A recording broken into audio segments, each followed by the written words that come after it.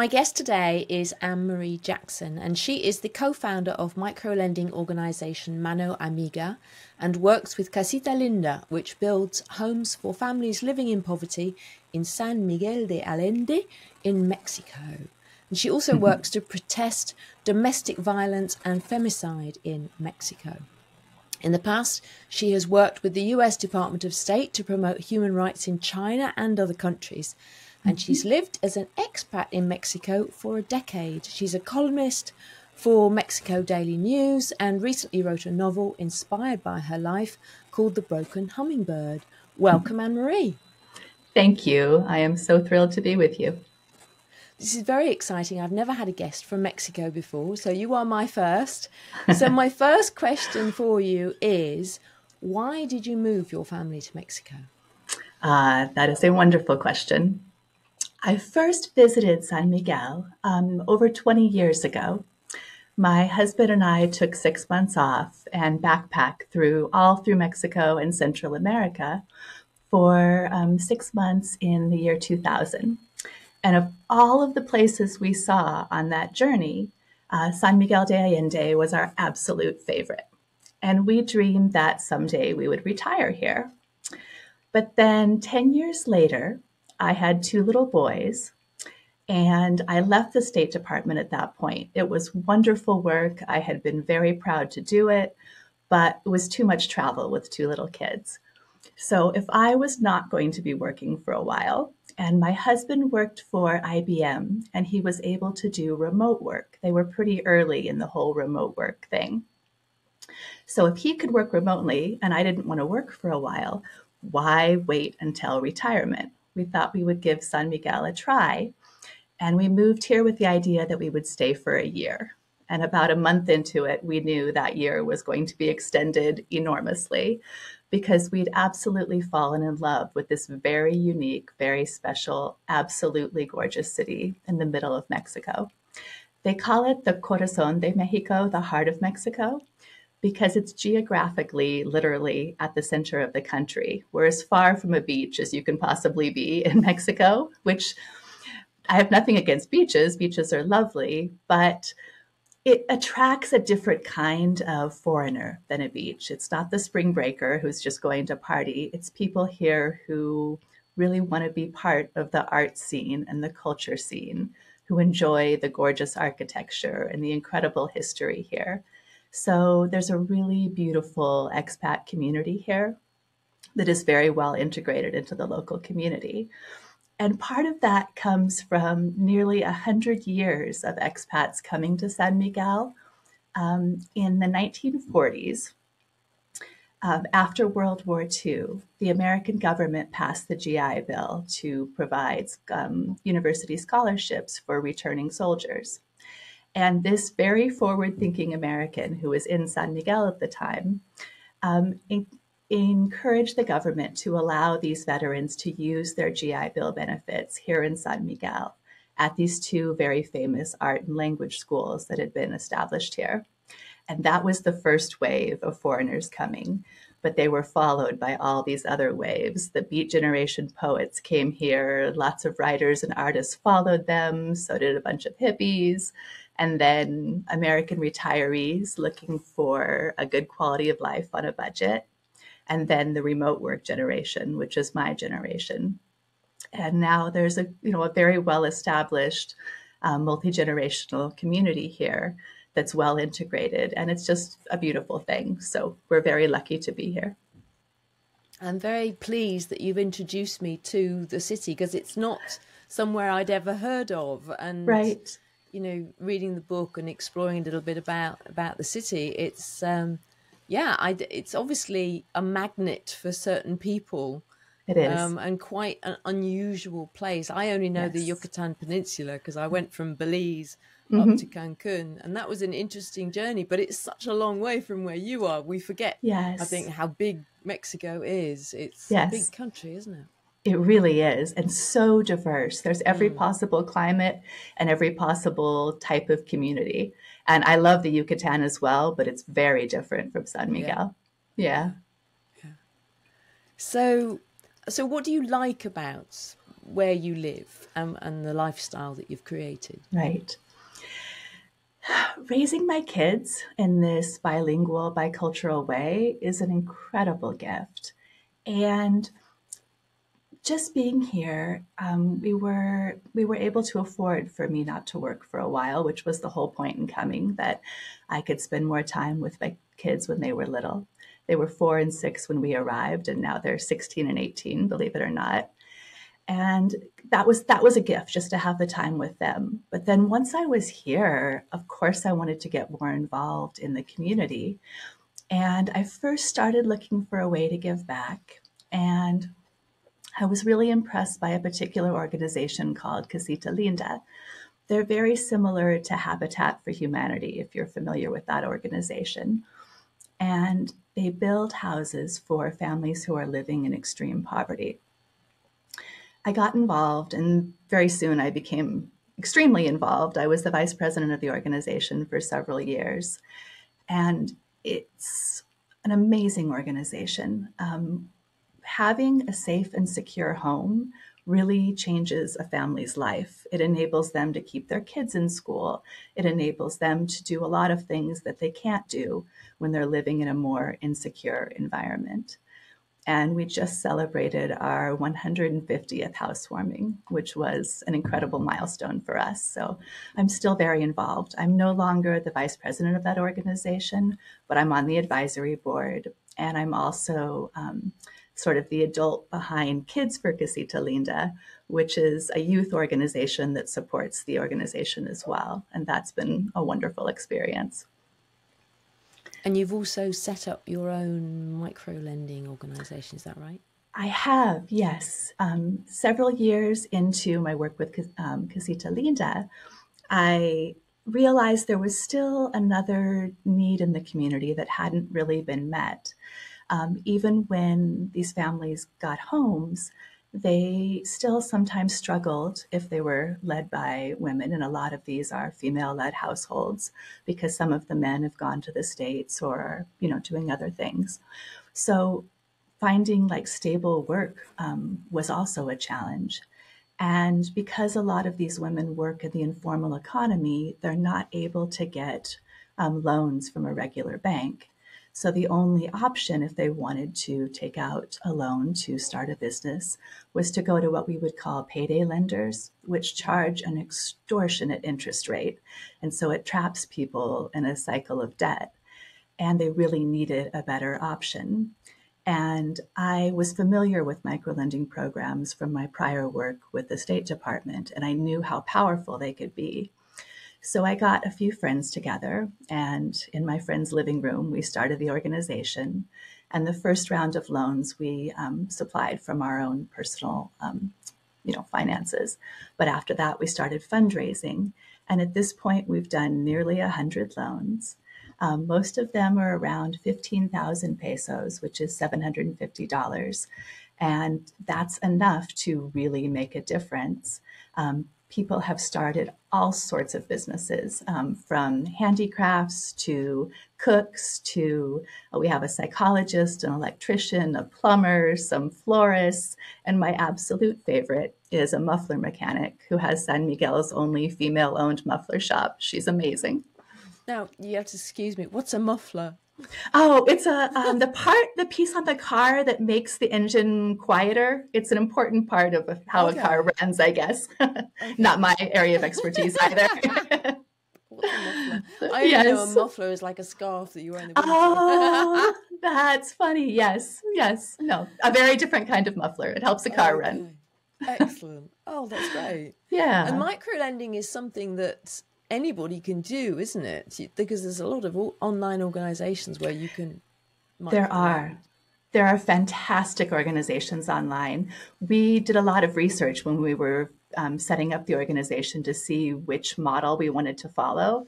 So I'm very familiar with a lot of the online organizations, and there's some really good ones out there. And you can just make an online donation.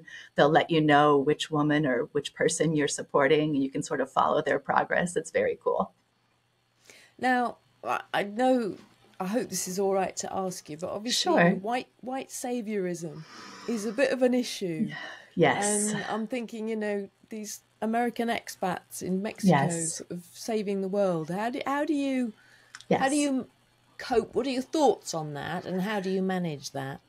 I'm absolutely glad that you raised the issue because it's a very critical question. Yes, I believe that we should be out there trying to help. If we're going to be here and enjoying the quality of life and enjoying this wonderful city, it's not fair to just sort of live an Instagram lifestyle and not give back. So I think we should be trying to do something. But how you do it is the absolutely critical question. A lot of times we need to learn to help better. And a lot of times the secret to that is having a local who knows the community, who knows the traditions, who knows how things work here, be the forward face of the organization. A lot of times the best role for the gringos, the expats, is in fundraising and letting people who really know what they're doing be the ones interacting with the local community, be the ones leading the program. We, a lot of us speak Spanish fairly well and do our best, and we are as involved as we can be. But it absolutely has to be a Mexican making some of the decisions about the minute details of how the program is run that respects local cultural traditions. So we've wrestled with that. And there's been a few examples here of people not doing that and things going very badly. So I think a lot of us have watched that happen and learned from others' mistakes and are doing our best to do it with grace and humility and hopefully some skill. It's a very tricky area to navigate, isn't it? It Can is. be really difficult. Yes.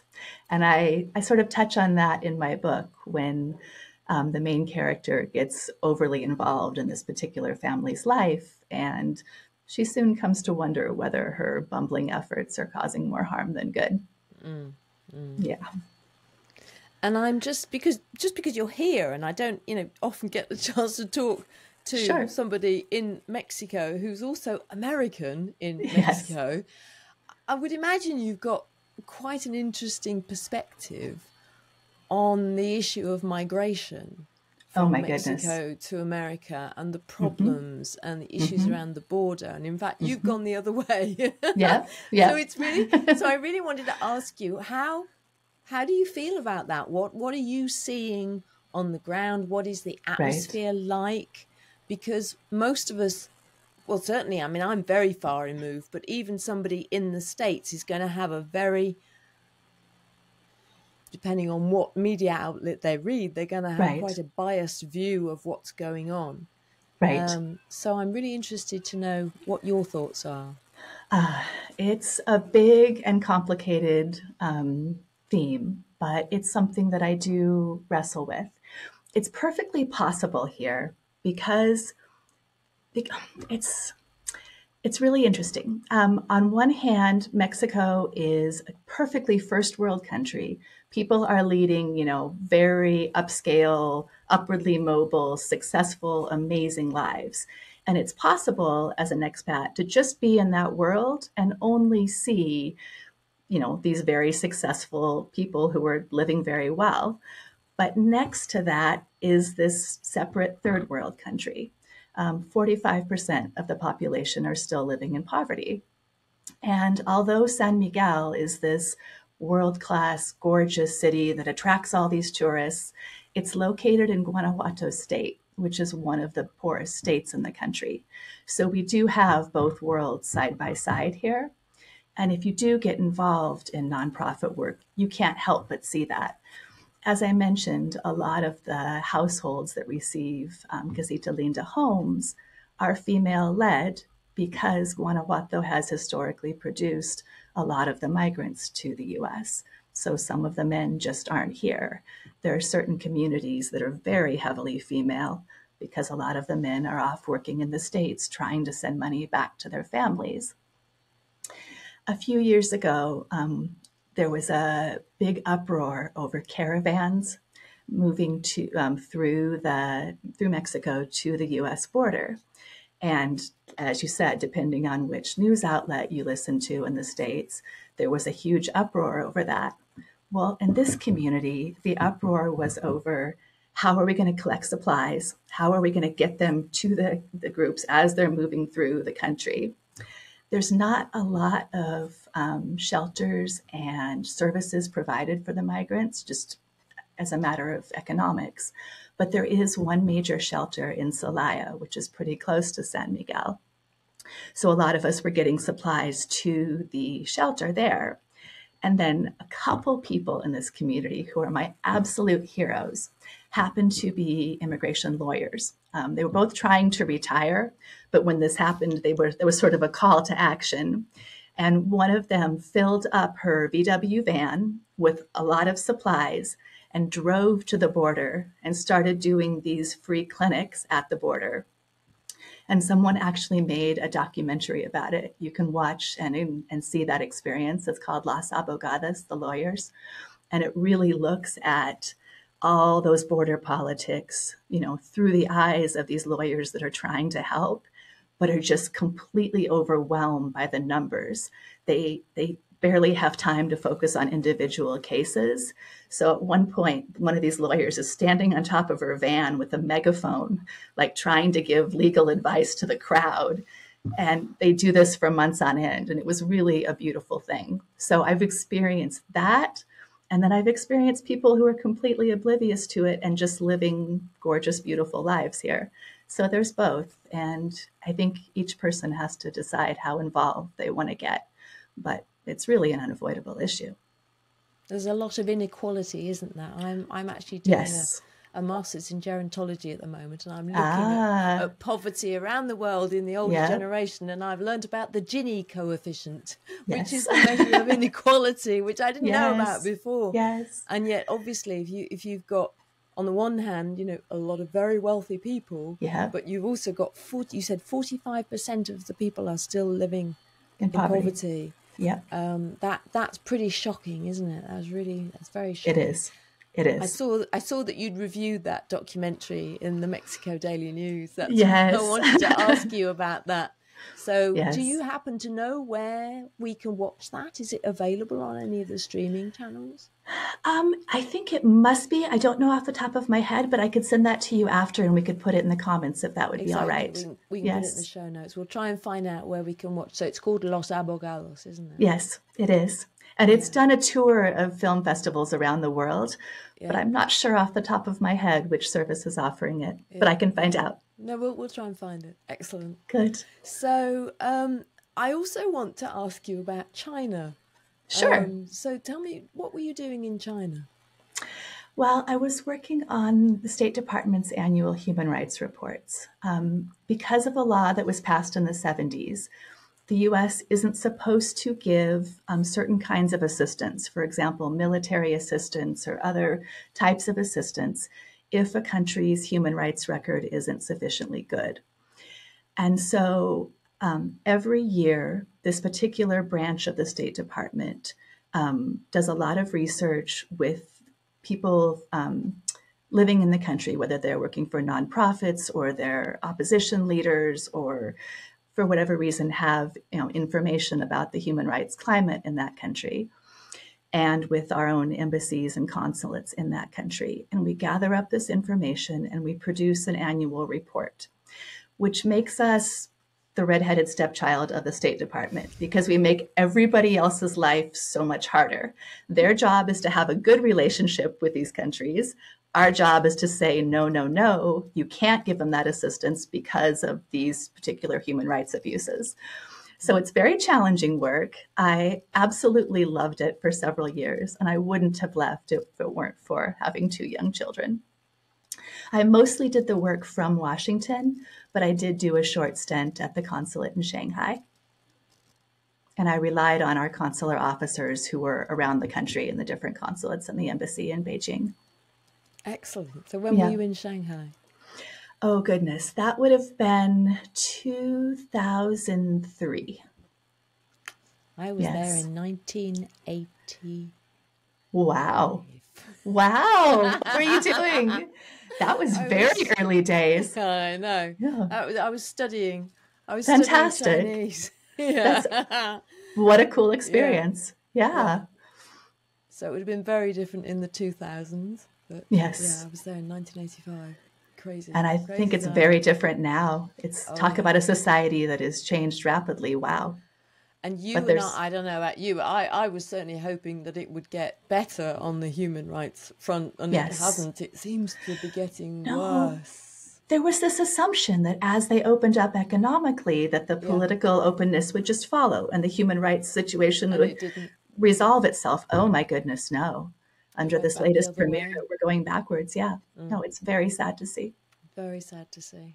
There was Yes. a moment when I was in Shanghai, and one of the nationals who was working for the consulate was about to come to the States. She had this scholarship actually to do a year of grad school at Harvard. And she was this brilliant, wonderful young woman. We all adored her. And we had to sit her down before she came and tell her there's this thing called the Tiananmen Square Massacre that we know you've never heard of, but everyone's going to ask you about it at Harvard. You're going to have to know what this is. They are so insulated. Even this, successful, brilliant woman who had chosen to work for the US consulate, Mm-hmm. was very, she thought, politically aware, had this information had been successfully kept from her, that Mm-hmm. this horrible massacre had happened. Most of the population still doesn't know or believe that that's anything but Western propaganda. Well, So, not a lot yeah. of people listeners to my podcast know, but I was there. Oh my God. And I haven't shared that on the podcast either. So I was actually there. It was in Beijing in 1989.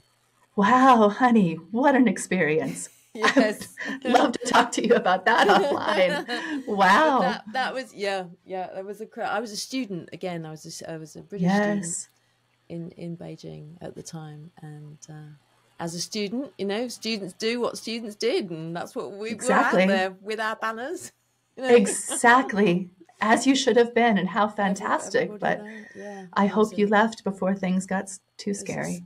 that was a scary time, scary Yeah. time. Anyway, I won't Yeah. go into detail because I might be censored. I might be censored from talking about it. You might, But but anyway, it's important to yeah, talk about. I love that you were there. yeah, I'm sure yeah. it And I was saw you'd worked in traumatic, China though. on human rights, and I Yes, thought, oh, that sounds interesting.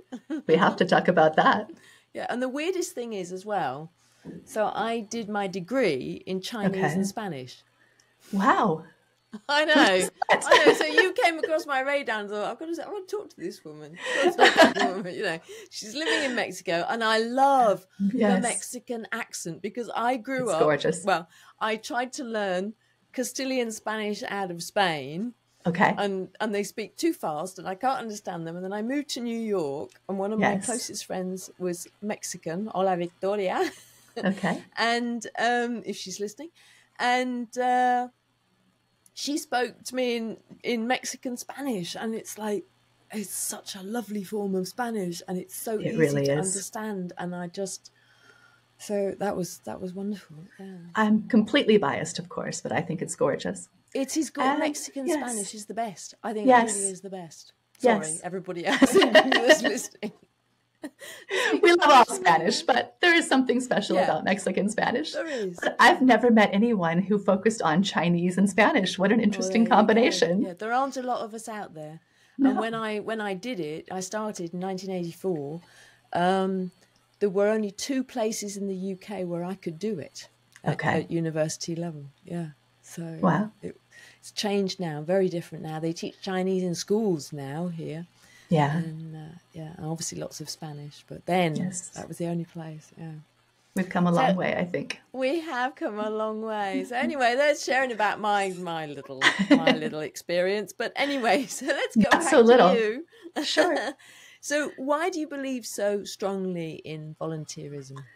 Uh, I just think it's a wonderful way to get us out of our comfort zone, to have us push ourselves a little bit. It is so easy to get stuck in a rut and follow your routine and do what everyone expects you to do. And I'm not advocating that anyone shirk their responsibilities, but there's usually a way to find a little time, just a little time in your schedule. You don't have to completely upend your life. But if you can work in a little volunteering, it's almost always so worth it. I don't know about the UK, but in the States right now, there is reportedly this huge epidemic of loneliness. People feel very disconnected thanks to the ills of social media, the crazy political polarization we have going on right now. People are feeling this disconnection, this loneliness, and volunteerism addresses that. At the same time, it's meeting really crucial needs in the community. So it's a win-win. And I always feel that I, get back more than I put in. It's this beautiful experience, almost unfailingly.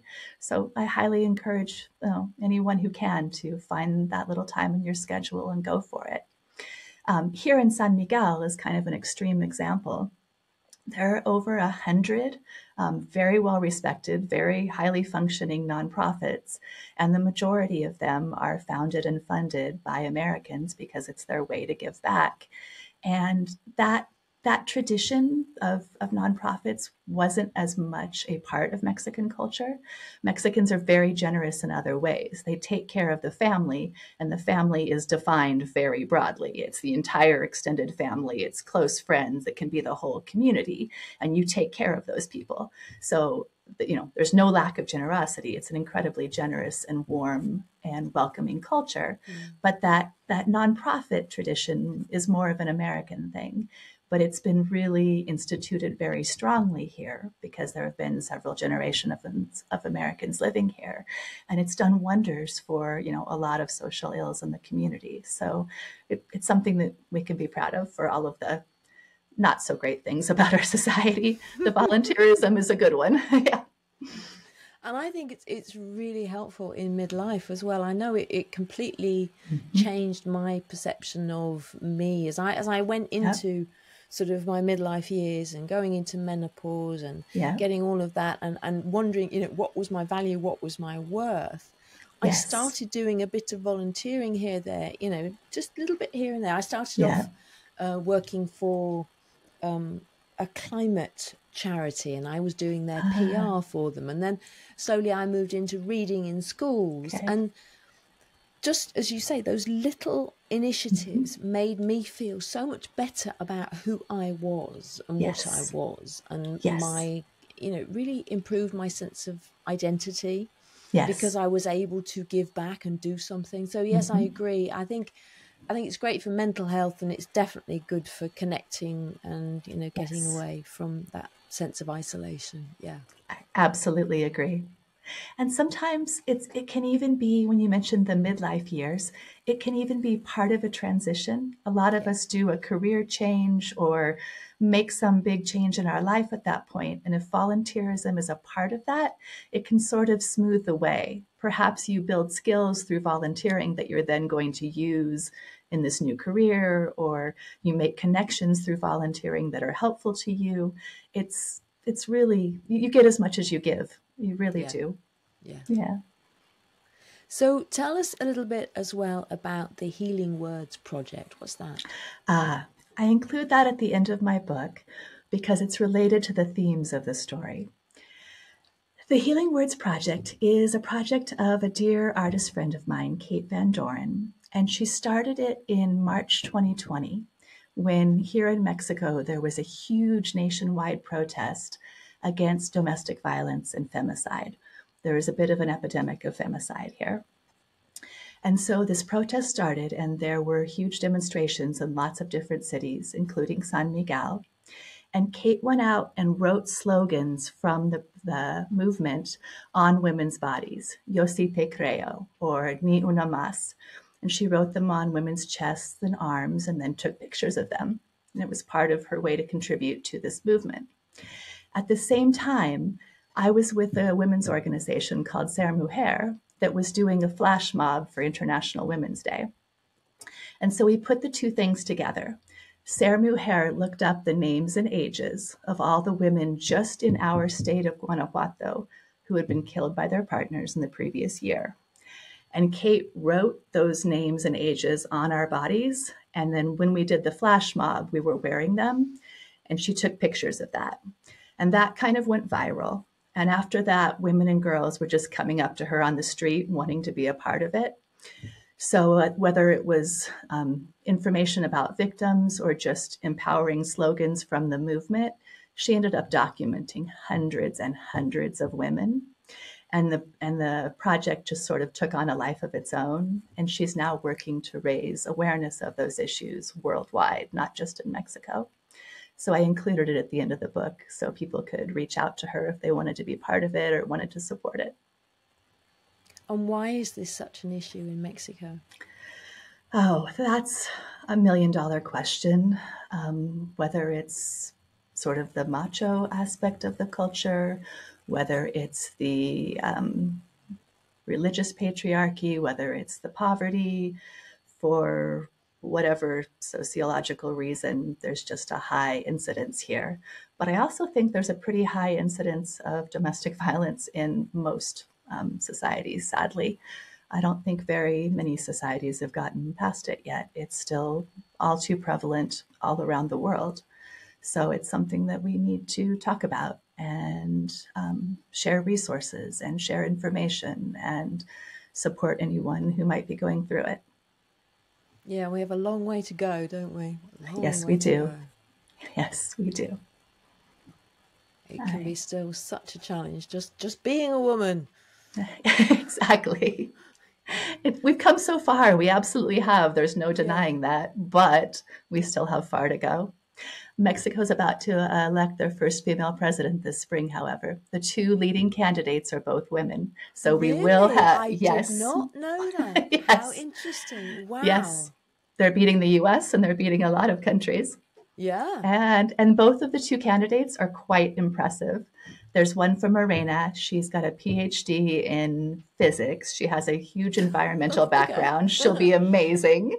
She was the mayor of Mexico City, which is often a springboard to the presidency because Mexico City is a city of 20 million people. And the other one represents a coalition of opposition parties. And she's got a real interesting story. She's indigenous. She came from a poor community. She went to UNAM, the major university here, became a successful tech entrepreneur and then a senator. And now she's running for president. So either of the two of them will be, I think, a strong leader. It's an exciting moment for the country. It is, isn't it? That will be a radical change, won't it? Goodness me. The first one ever. Wow. I know. Oh, so when is the election? I shall watch that with Lee. June 2nd. June 2nd. Yeah. It's coming right up. I know. Wow. If only we could do that in the US as well. Yes. I know. It still hasn't happened. You still haven't managed it, have you? No. We keep having women, but they're not particularly great women either, I have to say. I'm sorry, how many have we had now? Yes. And we had them, we change ours every 6 months or so, but it doesn't seem to make it any better. Politics in both of our countries have gone crazy, haven't they? I know. And there are so many talented women. Where are they? I know where they are. They don't want to go into politics. That's the problem. You watch things go so badly, and what is the attraction at that point? I understand. And what most women have to do and be to be in politics isn't the way that we want to be, right? And do things, is it? Really, that's my theory. That politics isn't set up for the way women operate. If you want to do things in a consensual, honest, moral way, but you're working in a system that is immoral and corrupt, how do you have success in that system? Exactly. So what are some of the issues that you've encountered being an expat in Mexico? What do you not like about being there? Well, the hot button issue right now is that thanks to the expats and the over-tourism, the cost of living has really gone up for the locals. It's gone up for everyone, but it's gone up to a point where the gentrification is pushing a lot of the locals out of the historic city center, which is where everyone wants to be. A lot of places that were, traditional stores, traditional businesses serving locals are now only serving higher-end tourists because that's how they make more money. And you can't, criticize too much the business owners who want to do better, but it's pushing out all of these locals. And so for the first time, we're starting to have a little bit of tension over that. for, 100 years, it was very live and let live because, the people who were coming were contributing and it was comfortable. But now the city's almost a victim of its own success. Several times it's gotten ratings as, #1 small city in the world and best city in Mexico in certain magazines like Condé Nast Traveler and Travel and Leisure.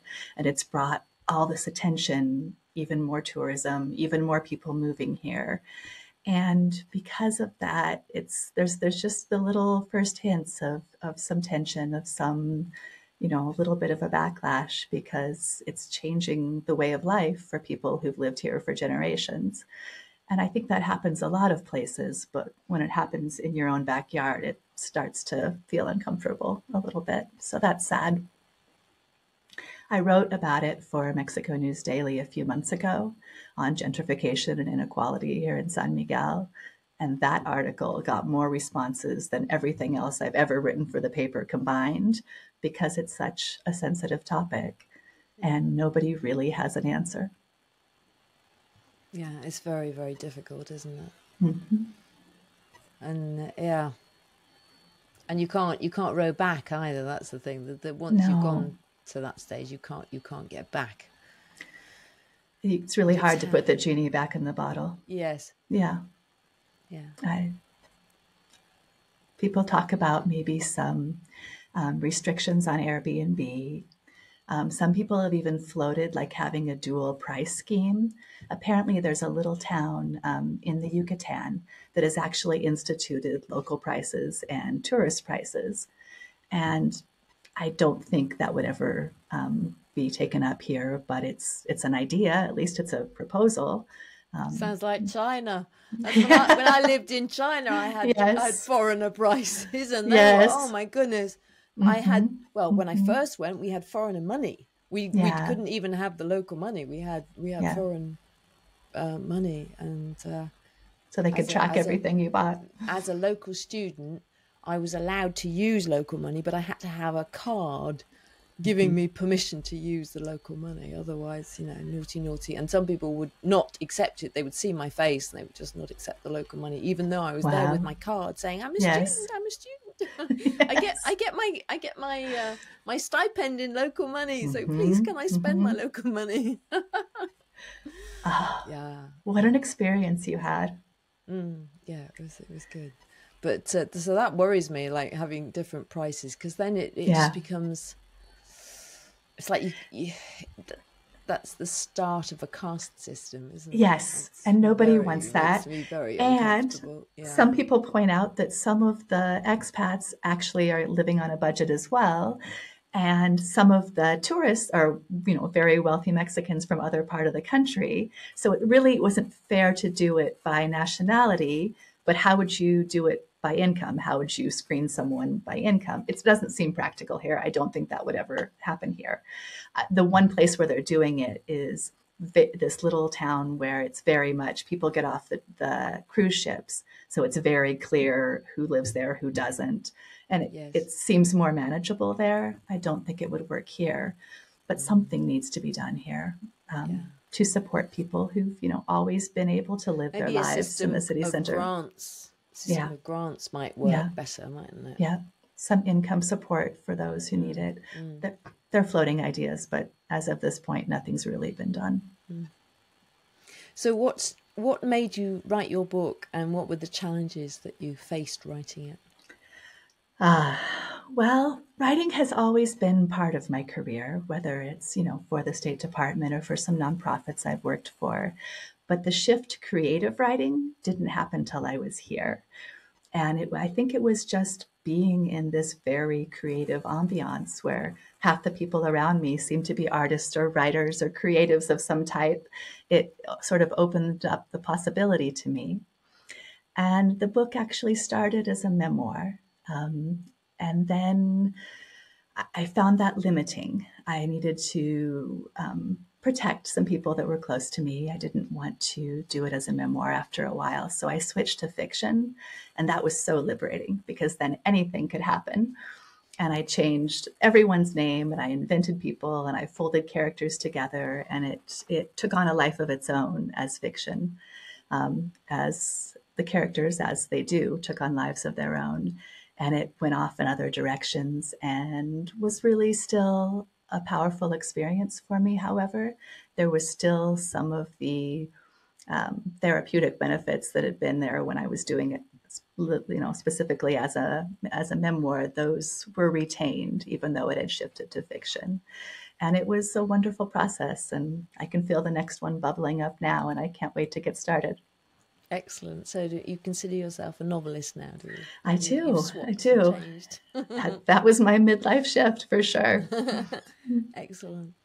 So have you got any final thoughts that you'd like to leave with my listeners?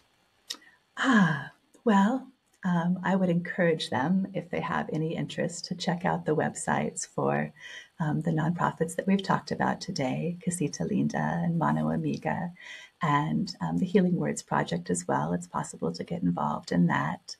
And obviously, you don't have to support Mexican nonprofits. There are wonderful ways to be involved as a volunteer wherever you are.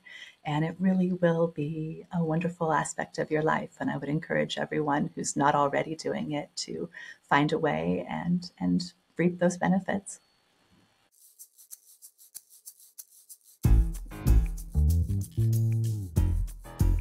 Thanks for listening to this episode of the Magnificent Midlife Podcast. If you enjoyed it, please subscribe, follow, and share it. Also, giving a 5-star review really helps get the word out. You'll find the show notes at magnificentmidlife.com. That's also where you can get my book, Magnificent Midlife, Transform Your Middle Years, Menopause, and Beyond. Make the very best of your next chapter. Help me change the world, one magnificent midlife woman at a time.